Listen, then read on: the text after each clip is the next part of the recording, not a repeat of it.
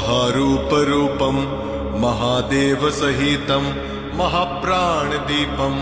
ब्रह्माण्डस्वरूपं श्यामसुन्दरी जननी रूपं श्यामसुन्दरी जननी रूपं मन बुद्धि अहंकार निराकार रूपं रूपहीन गुणहीन श्यामसुन्दरी जननी रूपं श्यामसुन्दरी जननी रूपं सर्वदुःखनाशिनीं सन्तानशोकहारिणीं दुर्जनो भयङ्करीं भक्तजनरक्षिणीं जननी जन्मदायिनीं श्यामसुन्दरी जननी स्वरूपं श्यामसुन्दरी